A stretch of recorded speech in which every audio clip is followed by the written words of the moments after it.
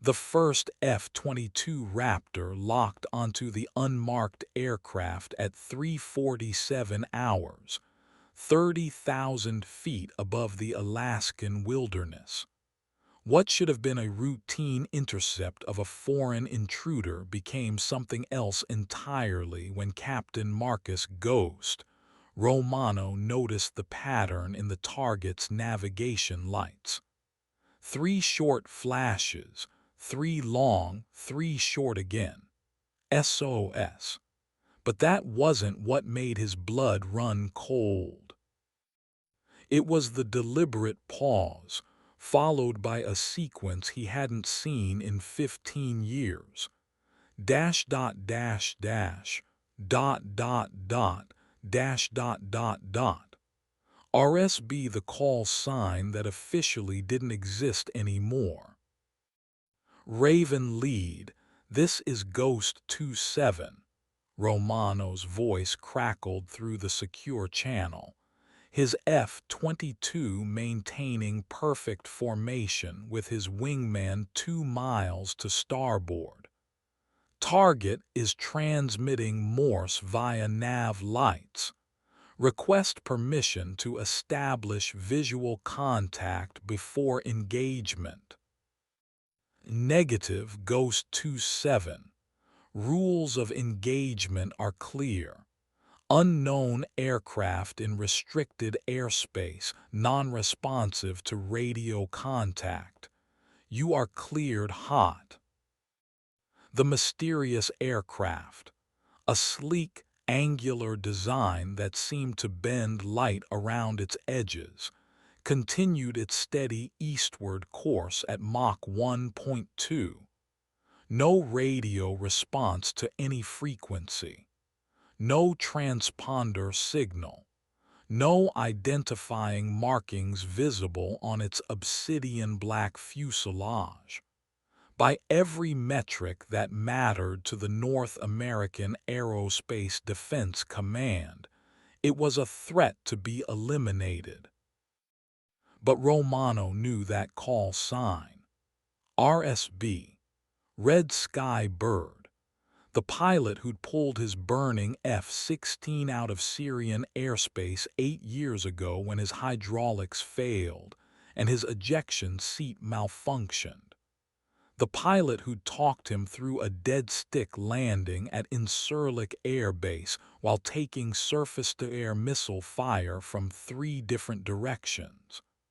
The pilot who'd been declared killed in action 6 months later when her classified mission over the South China Sea went dark. The pilot who wasn't supposed to exist. Ghost 27, you are weapons free. Engage the target. Romano's thumb hovered over the weapon release button, but his eyes remained fixed on those blinking lights. 3 short, 3 long, 3 short. Then the pause. Then RSB over and over, like a heartbeat made of light piercing the pre-dawn darkness. Ghost 27, acknowledge. Engage the target. The unknown aircraft banked slightly left, revealing more of its impossible geometry to Romano's sensors. Stealth technology beyond anything in the current inventory. Materials that absorbed radar signatures like a black hole swallowed light. Whoever was flying that machine had access to technology that officially didn't exist. Just like pilots who officially didn't exist. Romano's finger tightened on the trigger, but something deep in his gut, the same instinct that had kept him alive through 97 combat missions, told him to wait. The blinking continued. SOS, RSB, SOS, RSB. A ghost calling to ghosts in the language of warriors who understood that some missions required you to die to your old life completely. The Alaska Range stretched endlessly below them, its snow-covered peaks gleaming like broken teeth in the starlight. In 6 minutes, they would cross into Canadian airspace, and the rules would change. In 6 minutes, he would have to make a choice that would define the rest of his career. 3 short flashes, 3 long, 3 short. Romano closed his eyes and remembered burning metal and the voice that had guided him home. The F-22s weapon systems hummed with deadly potential as Romano made his decision. Instead of pulling the trigger, he switched his navigation lights to manual control. 3 short flashes, 3 long, 3 short. A pause. Then GHOST transmitted letter by letter into the darkness. The response was immediate. The unknown aircraft's lights ceased their SOS pattern and began a new sequence. WAIT then coordinates. Longitude and latitude transmitted in the ancient code of aviators who trusted nothing to radio frequencies that could be monitored, recorded, analyzed. Ghost 27, what is your status? Engage the target immediately. Romano's wingman, Captain Lisa Saber Kurowski, pulled alongside him in her F-22. Through their canopies, he could see her confusion as she gestured toward the enemy aircraft, then made the universal "what the hell" gesture with her hands. Raven lead, Ghost 27. Target is experiencing technical difficulties.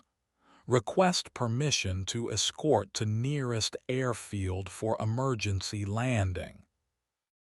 The silence that followed felt like an eternity. In the pause, Romano watched the mysterious aircraft continue its steady course, its pilot maintaining perfect formation discipline despite flying technology that shouldn't exist. Professional. Calm. Exactly like the voice he remembered from that night over Syria. Ghost 27. Sensors show no distress signals from target aircraft. No emergency transponder activation. Explain your assessment. Romano's mind raced. How do you explain recognizing a ghost? How do you tell your commanding officer that you're receiving Morse code from someone who died in classified circumstances? How do you justify disobeying a direct order based on 8-year-old memories and a gut feeling? Raven lead, I have visual confirmation of unusual flight characteristics. Recommend escort to Joint Base Elmendorf-Richardson for detailed examination by intelligence personnel. Another pause. Romano could practically hear the wheels turning in the AWACS control center 300 miles behind them. The brass would want to study any unknown aircraft, especially one demonstrating advanced stealth capabilities. The chance to examine foreign technology often outweighed the immediate impulse to destroy it. But this wasn't foreign technology. Romano was certain of that now. The flight patterns, the precision turns, Even the way the pilot used minimal control inputs to maintain course, everything screamed American training. Advanced American training. The kind reserved for pilots who didn't officially exist. Ghost flight. This is Raven lead. You are authorized to escort unknown aircraft to Elmendorf-Richardson. Maintain weapons lock. Any deviation from direct course to base, you are cleared to engage.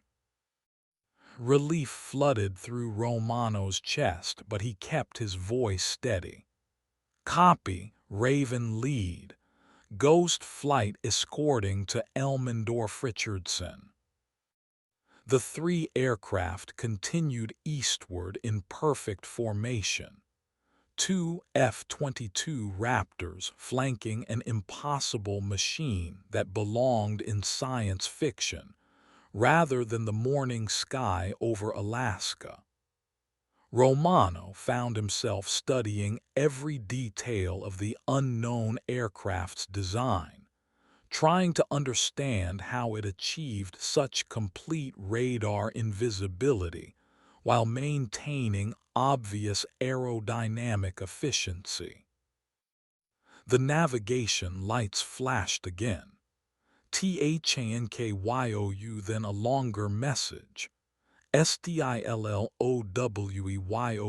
FORSYRIA. Romano's hands trembled slightly as he responded. WHOAREYOU NOW. The answer came slowly, deliberately. SOMEONEWHODIED SOOTHERSCOULD Joint Base Elmendorf-Richardson appeared on the horizon as a cluster of lights against the Alaska range. Romano began the descent profile, watching as the unknown aircraft matched his movements with supernatural precision. Whatever pilot was in that cockpit possessed skills that bordered on supernatural, the kind of flying ability that came from pushing experimental aircraft beyond their design limits on a regular basis. As they approached the base, Romano noticed something that made his breath catch. The unknown aircraft's landing gear deployment was silent. No hydraulic whine, no mechanical grinding that typically accompanied gear extension. Even the F-22's advanced systems couldn't achieve such smooth operation. This was technology generations ahead of anything in the current inventory. The tower's voice crackled through his headset. Ghost flight, you are cleared for approach. Unknown aircraft will land first, followed by escort. All personnel are to maintain distance until security teams arrive. Copy tower. Ghost flight established on approach. The mysterious aircraft touched down with the grace of a feather settling on still water. No tire smoke, no bounce, no visible stress on the landing gear. It rolled to a stop at the designated holding area and powered down completely, its exotic engines falling silent without the usual jet whine of turbines spinning down. Romano landed behind it, his own touchdown feeling clumsy by comparison. As he taxied to the parallel holding area, he could see ground crews and security personnel surrounding the unknown aircraft, their faces illuminated by portable floodlights that seemed to slide off the machine's dark surface. The pilot hadn't emerged yet. Through his canopy, Romano watched as Air Force security forces established a perimeter, while intelligence officers gestured animatedly at the impossible aircraft. Someone had called the base commander, who arrived in a convoy of vehicles with lights flashing. Within minutes, the scene resembled something from a science fiction movie. Military personnel standing in a circle around technology that challenged everything they thought they knew about aviation. Romano shut down his F-22 systems and waited. Protocol demanded that he remain in his aircraft until debriefed, but every instinct told him that whatever happened in the next few minutes would change everything. The pilot of that unknown aircraft had trusted him enough to respond to his Morse code signals, had trusted him enough to follow his escort to an American military base. The question was whether that trust would be rewarded or betrayed. The canopy of the unknown aircraft finally began to open, rising with a mechanical precision that made no sound at all. Romano held his breath, waiting to see the face of someone who had officially died 8 years ago. Someone who had saved his life in Syrian airspace and then vanished into the classified world of black operations. Someone who was about to step back into a world that had declared her dead. Security personnel raised their weapons as a figure in an unmarked flight suit emerged from the cockpit. Even at a distance, Romano could see the fluid movements of someone completely comfortable in hostile situations. The pilot raised both hands slowly, demonstrating no threatening behavior, but there was something in the posture that suggested coiled readiness. Romano's radio crackled to life on a frequency he hadn't used in years. Ghost 27, this is Red Sky Bird. Permission to approach your aircraft. The voice was older, harder, carrying the weight of missions that existed only in redacted files. But it was definitely her.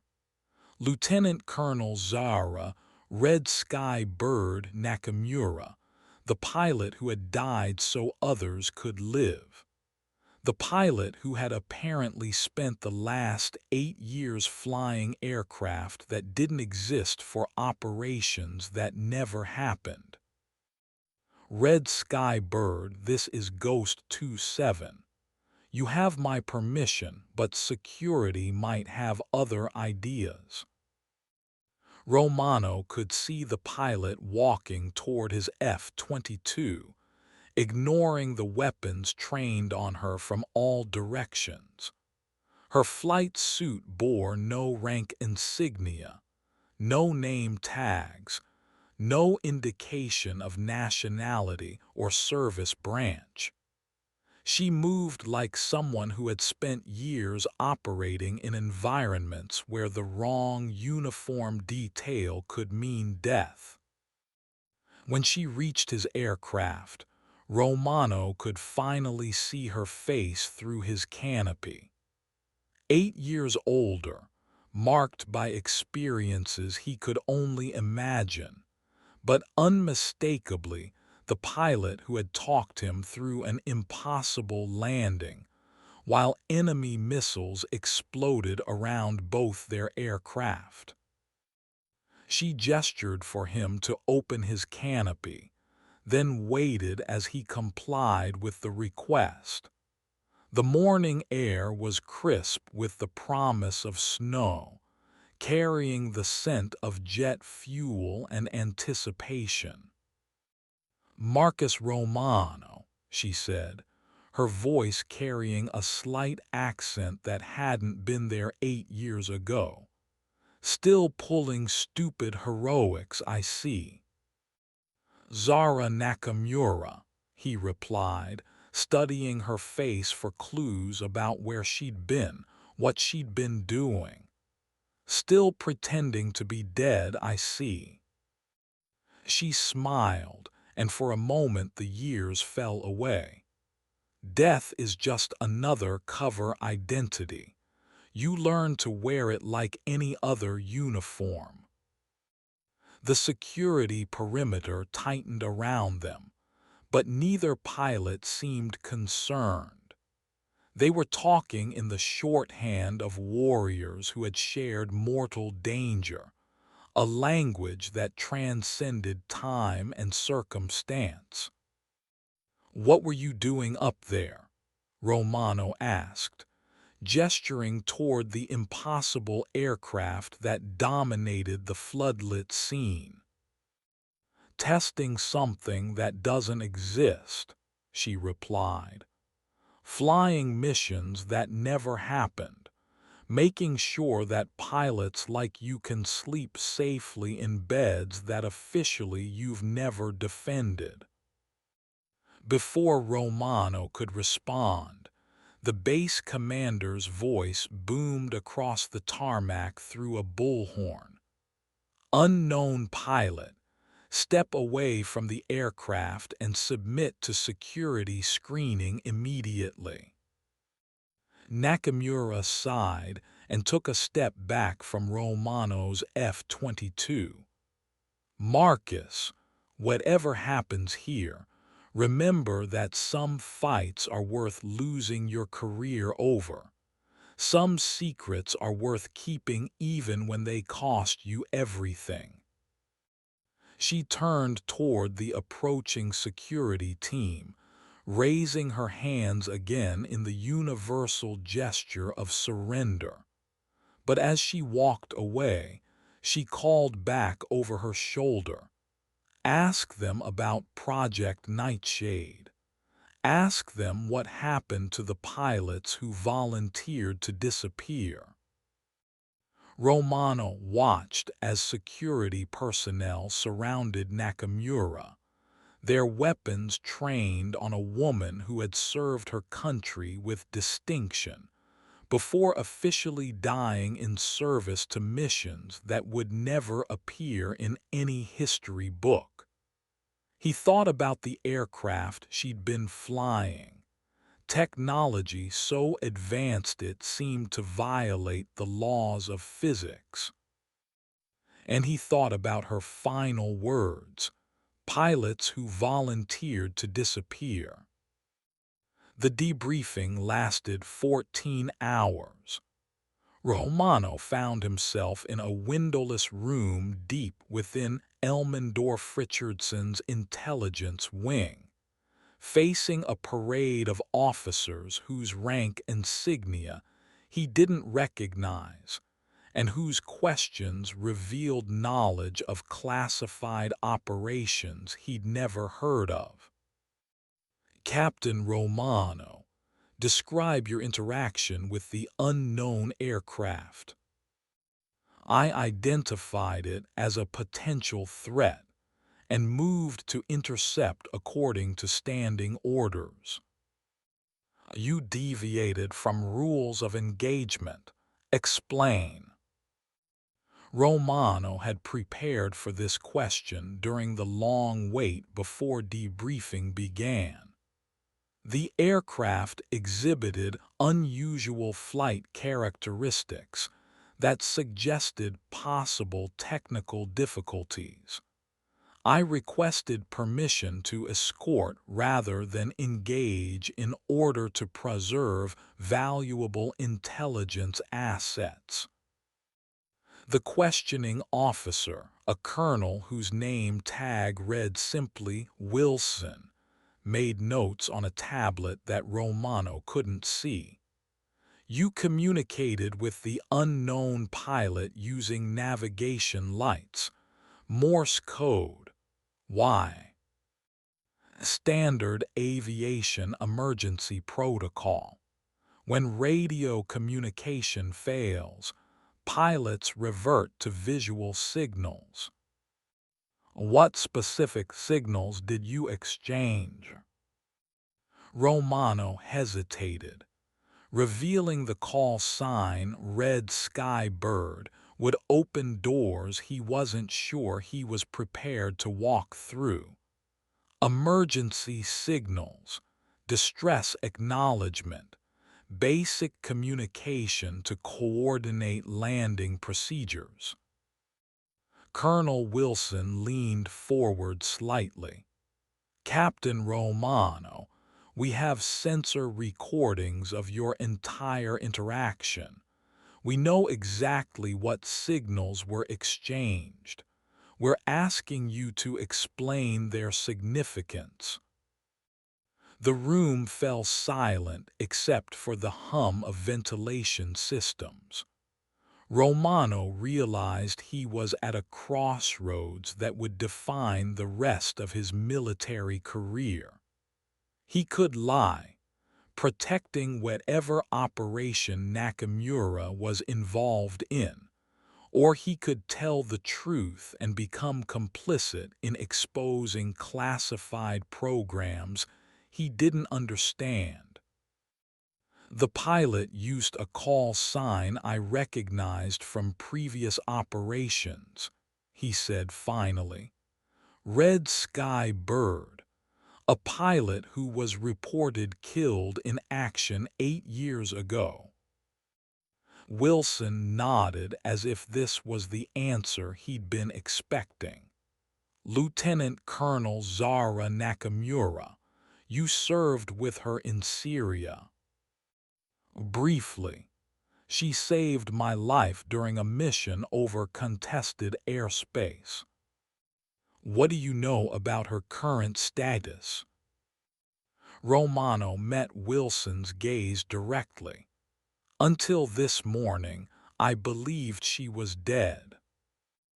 Another officer entered the room carrying a folder marked with security classifications Romano had never seen before. Wilson accepted the folder and spent several minutes reviewing its contents, while Romano waited in increasingly uncomfortable silence. Captain Romano, Wilson said finally, you're about to be briefed on information that will change your understanding of how your country defends itself. What I'm about to tell you is classified at the highest levels. Unauthorized disclosure carries penalties up to and including life imprisonment. Romano nodded his understanding, though his mouth had gone dry with anticipation. Project Nightshade is a deep black operation initiated in 2018. Selected pilots with exceptional skills and no close family ties are recruited for missions that officially never occur.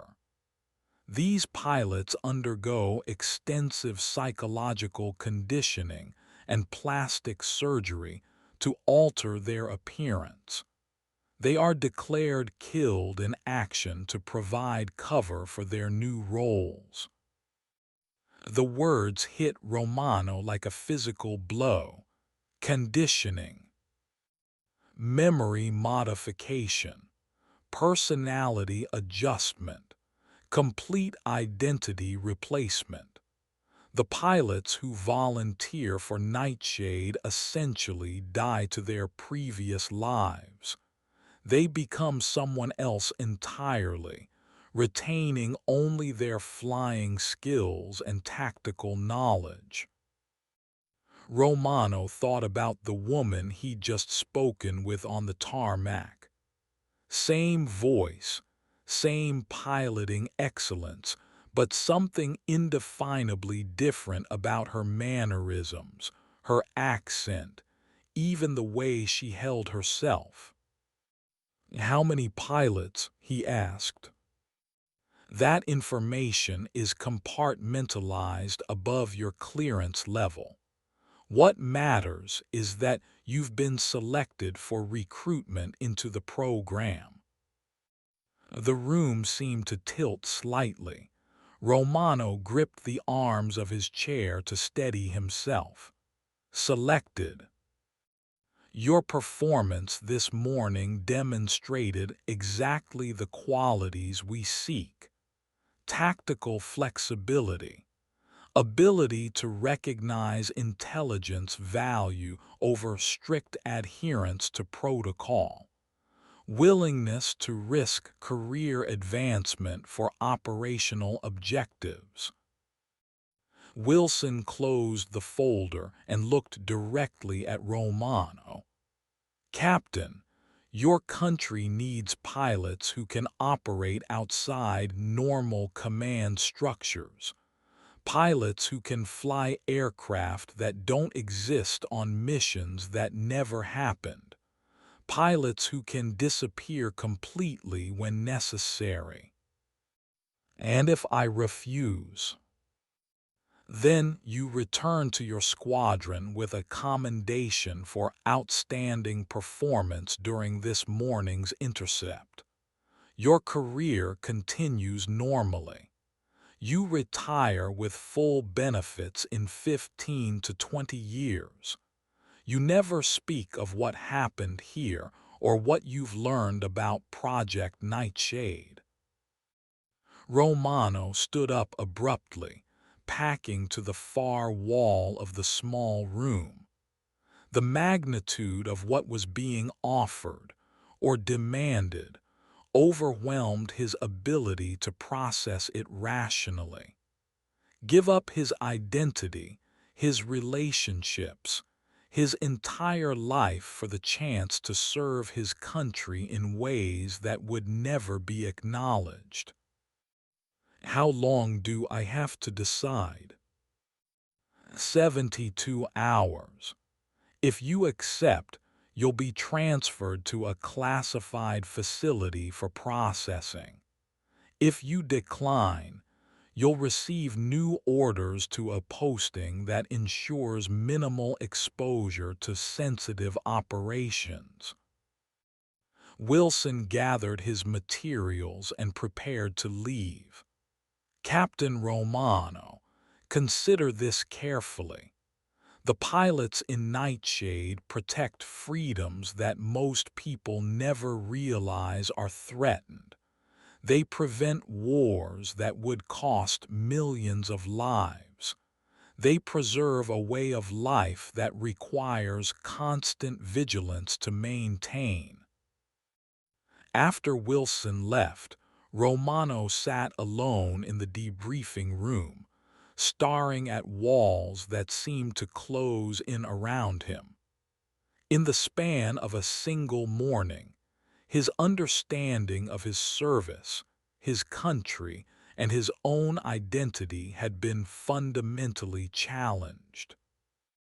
Somewhere in this same facility, Zara Nakamura was probably undergoing her own debriefing. The woman who had died 8 years ago so that someone else could live. Someone who flew impossible aircraft on missions that preserved the peace through controlled violence applied in precise doses. Romano closed his eyes and tried to imagine a life where he ceased to exist, where Marcus Ghost, Romano, became a footnote in military records, while someone else took his place in the cockpit of aircraft that pushed the boundaries of known technology. The thought terrified and exhilarated him in equal measure.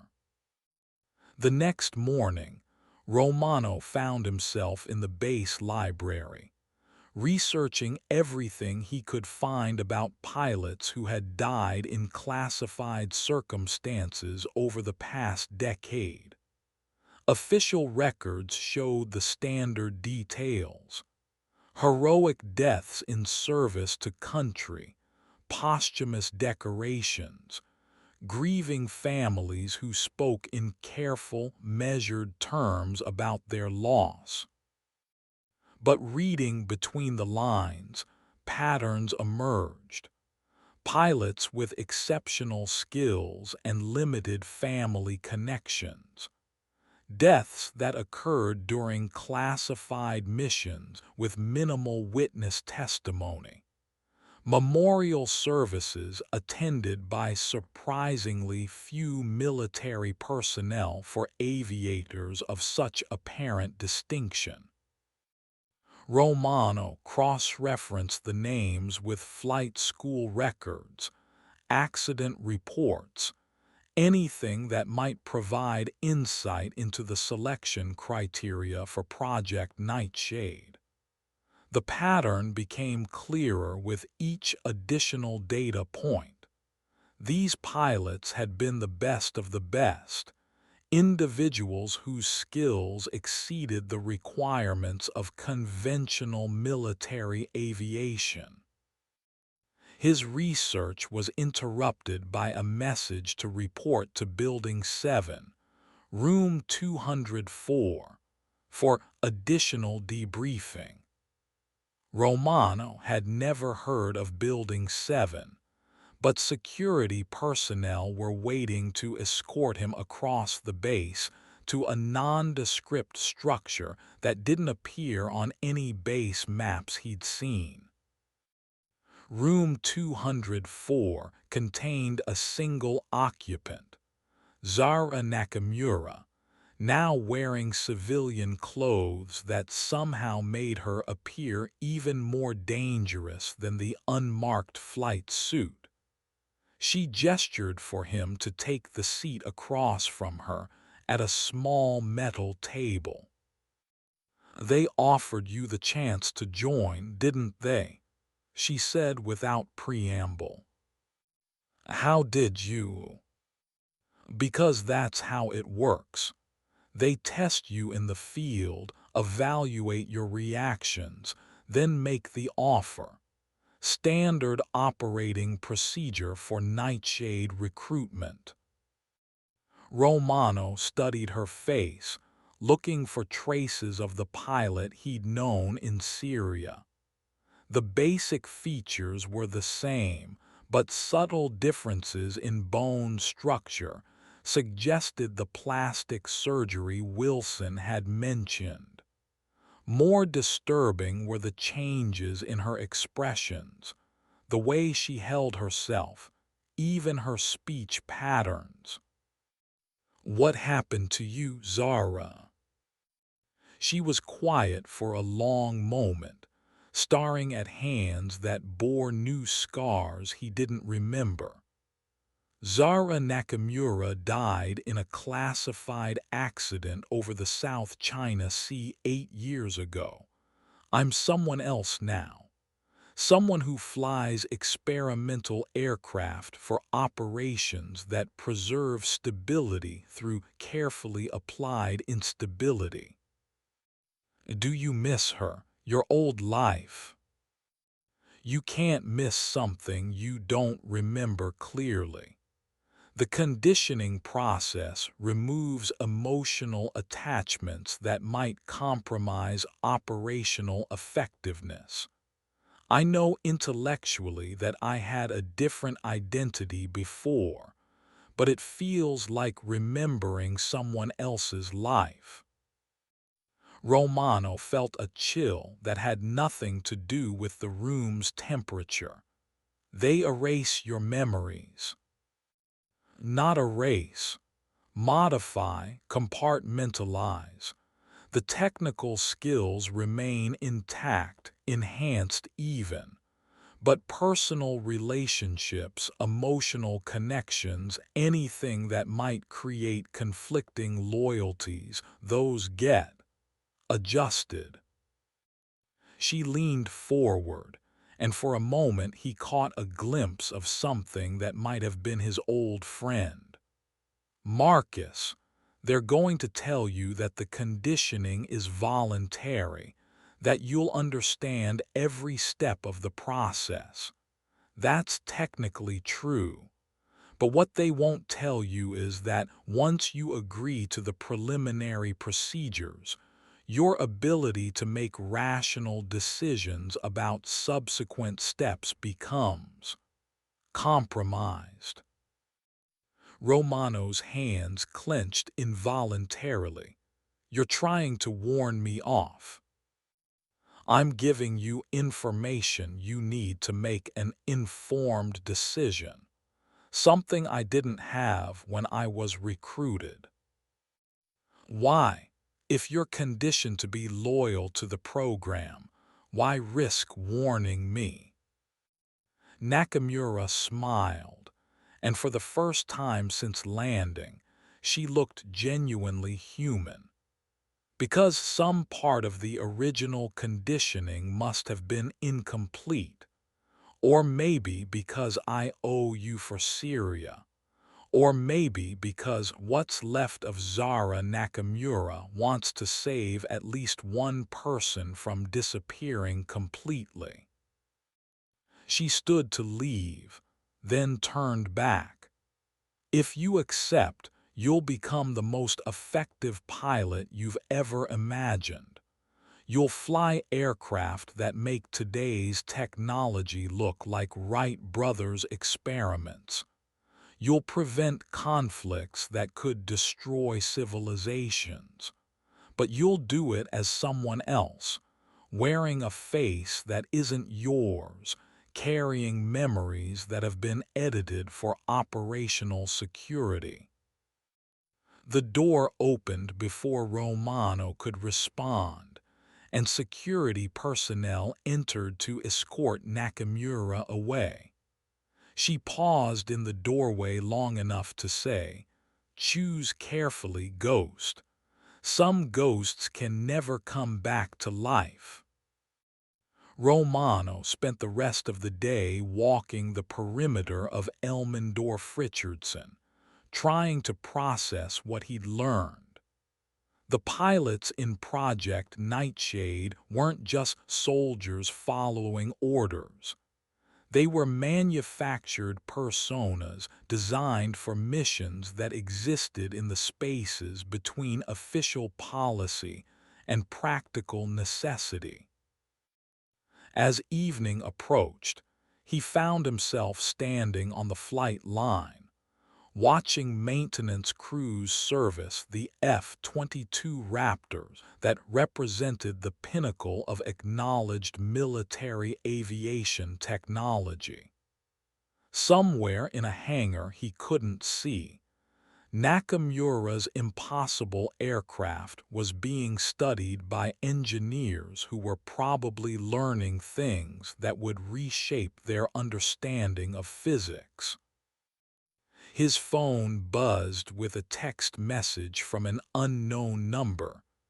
"Building 12, Hangar 3, 2100 hours. Come alone." Romano deleted the message immediately, but spent the next 3 hours debating whether to honor the request. Meeting secretly with Nakamura would violate every protocol he'd been given for handling the situation. It could end his career, land him in military prison, or worse. But it might also provide answers to questions that were eating him alive. At 20:55 hours, Romano approached Hangar 3 through a route that avoided security cameras and patrol routes he'd memorized during his years on various military installations. The hangar was dark, except for a single work light illuminating the impossible aircraft that had landed that morning. Nakamura emerged from the shadows near the aircraft's nose, still wearing civilian clothes that seemed designed to help her blend into any environment. "I wasn't sure you'd come." "I'm not sure why I did," Romano replied, studying the alien curves of the aircraft in the dim light. "What is this thing?" "Officially, it doesn't exist. Unofficially, it's what happens when you give unlimited funding to engineers who aren't constrained by conventional physics." She ran her hand along the aircraft's wing, and Romano could see that her palm left no reflection on the surface. "The materials. Metamaterials that bend electromagnetic radiation around the aircraft's surface. Active camouflage that adapts to background conditions in real time. Propulsion systems that manipulate gravity fields rather than relying on reaction mass." Romano moved closer to examine the aircraft's engine intakes, which seemed to blur and shift when he tried to focus on them directly. "This is decades ahead of anything in the public inventory." "Try centuries." The technology base for these aircraft comes from research programs that have been running since the 1940s. Each generation of Nightshade pilots tests increasingly advanced systems, pushing the boundaries of what's possible while maintaining absolute secrecy. She led him around the aircraft, pointing out details that challenged his understanding of aerodynamics and materials science. "Marcus, what I'm about to show you will make your recruitment decision much more complicated." Nakamura opened a hidden panel on the aircraft's fuselage, revealing what appeared to be a second cockpit. "This aircraft is designed for two pilots.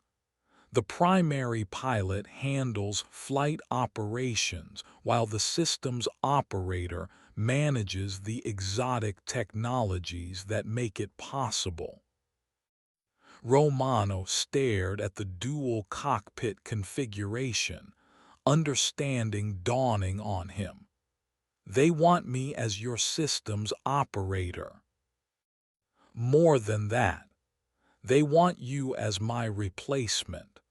My conditioning is beginning to break down. Too many memories of who I used to be bleeding through the modifications. In 6 months, I'll be retired from active operations and assigned to training new recruits."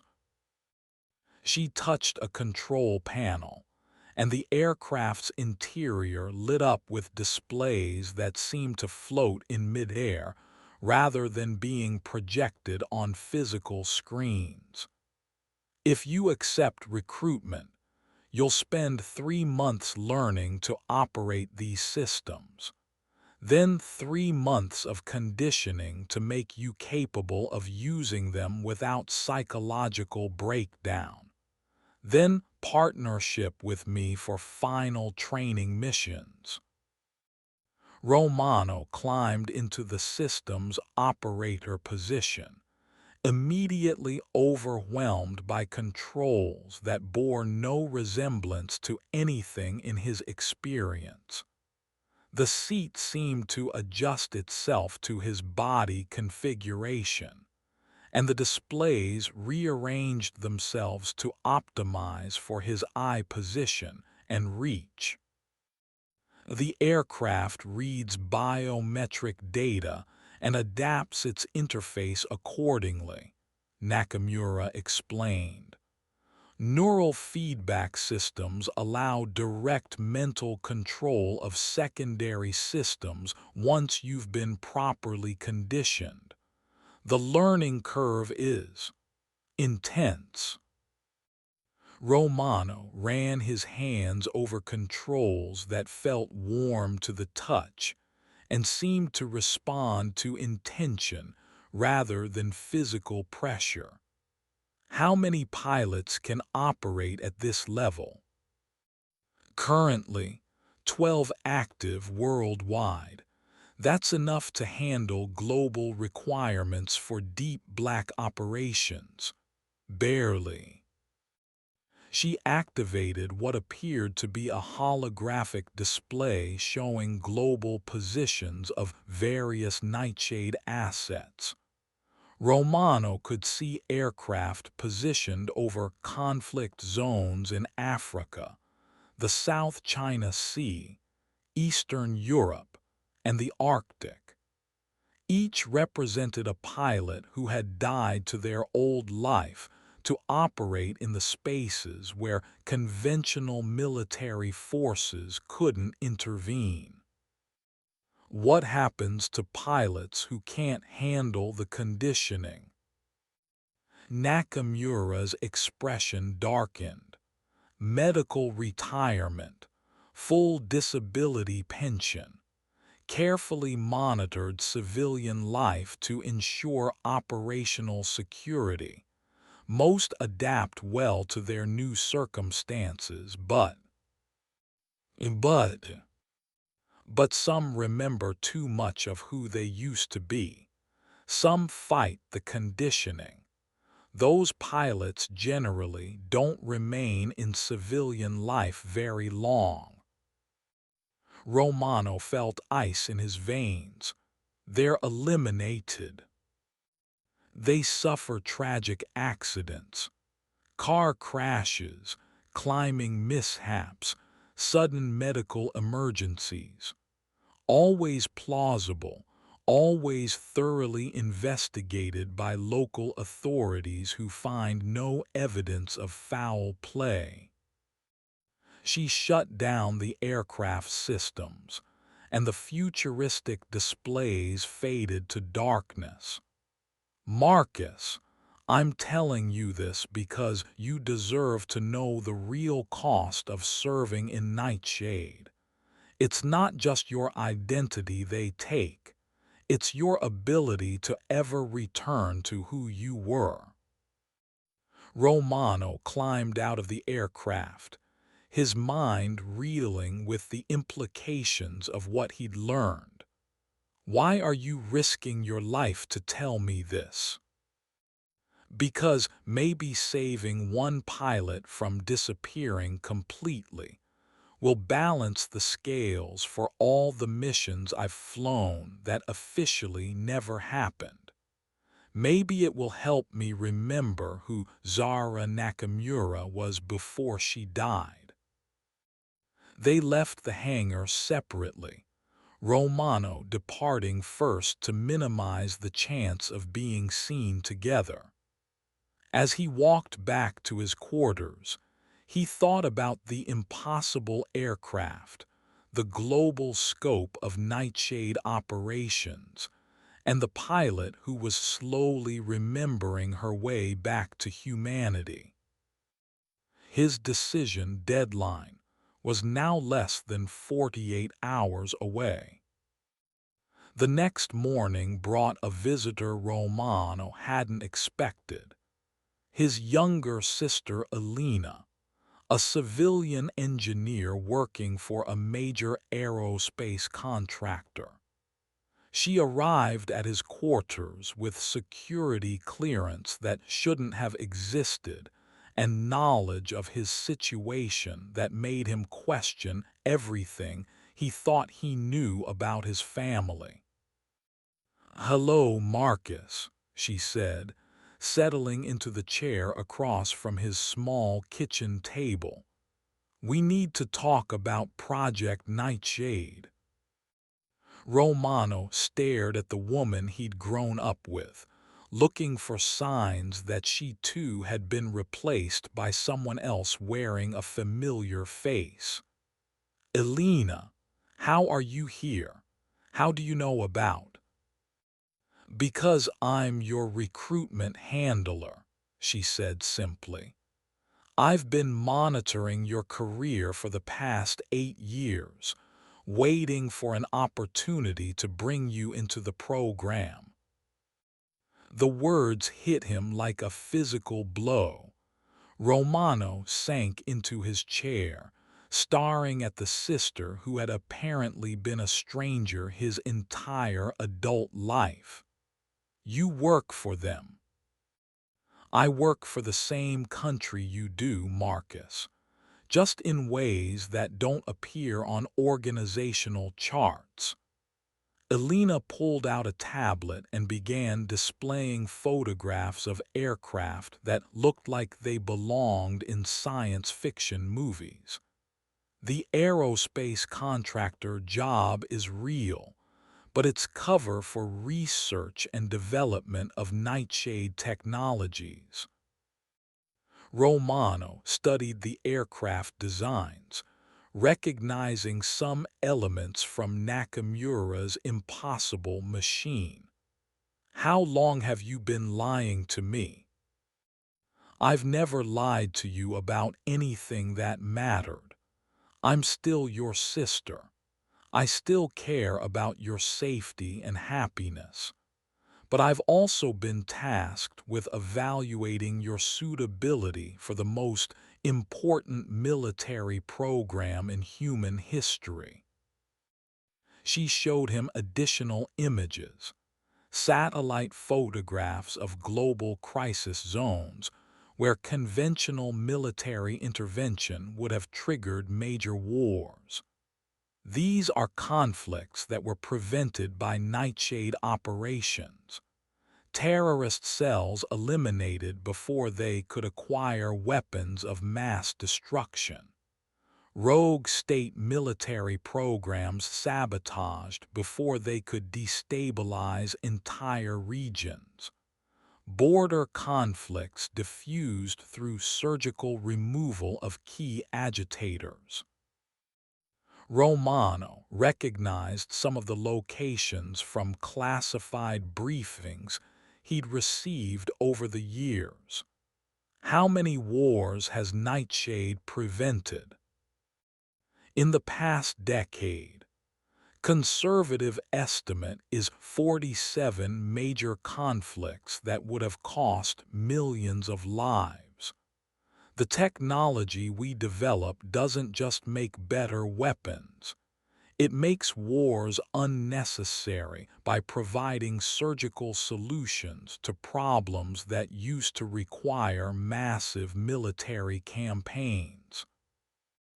Elena closed the tablet and looked directly at her brother. Marcus, you're being recruited because your psychological profile indicates you can handle the moral complexity of operating outside normal legal frameworks while maintaining ethical standards that prevent abuse of these capabilities. Romano stood up and walked to the window, looking out at the Alaskan wilderness that surrounded the base. What about my life, my relationships, my sense of self? The conditioning process preserves core personality traits while modifying emotional attachments that could compromise operational effectiveness. You'll still be you, just optimized for mission requirements.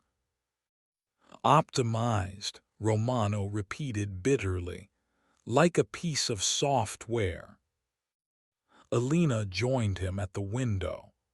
Like a human being who's been freed from psychological limitations that prevent normal people from operating effectively in extreme circumstances. Marcus, Nightshade pilots don't just fly advanced aircraft. They make split-second decisions that affect global stability. They need to be able to eliminate threats without hesitation, while maintaining enough humanity to distinguish between necessary action and unnecessary violence. Romano thought about Nakamura's warning about pilots who remembered too much of their original identities. What happens if the conditioning doesn't work perfectly? Then we adjust the parameters and try again. The process is refined constantly based on feedback from active pilots and technological advances in neural modification techniques. And if it still doesn't work? Elena was quiet for a long moment. Then we helped the pilot transition to a civilian life that accommodates their unique circumstances while ensuring operational security. The euphemism was clear enough. Romano turned to face his sister, searching her eyes for traces of the woman who had taught him to fly paper airplanes when they were children. "Elena, are you still you?" "I'm who I need to be to serve effectively," she replied. "The question is whether you're ready to become who your country needs you to be." Before Romano could respond, alarms began sounding across the base. Emergency vehicles raced past the window, heading toward the restricted hangar complex where Nakamura's aircraft was being studied. Elena checked her tablet, her expression shifting to professional concern. "We need to go, now." They ran across the base toward the commotion, arriving at Hangar 3 to find it surrounded by security personnel and emergency responders. Smoke was pouring from the building's ventilation systems, and Romano could see technicians evacuating with obvious signs of respiratory distress. "What happened?" Elena demanded of the ranking security officer. "Unknown aircraft experienced some kind of system failure during examination. Released an aerosol compound that caused temporary incapacitation of research personnel. No permanent injuries, but the entire hangar is contaminated." Romano looked at the burning hangar and realized what had happened. Nakamura's aircraft had been equipped with security measures designed to prevent unauthorized analysis. Someone had triggered a self-destruct sequence that would destroy the evidence of advanced technology without actually harming the personnel studying it. "Where's the pilot?" he asked. "Unknown. She was scheduled for additional debriefing this morning, but never reported to the assigned location. Security teams are conducting a base-wide search." Elena grabbed Romano's arm, pulling him away from the crowd of emergency responders. "She's gone, Marcus. Pilots who exhibit signs of conditioning breakdown are often extracted before they can compromise operational security."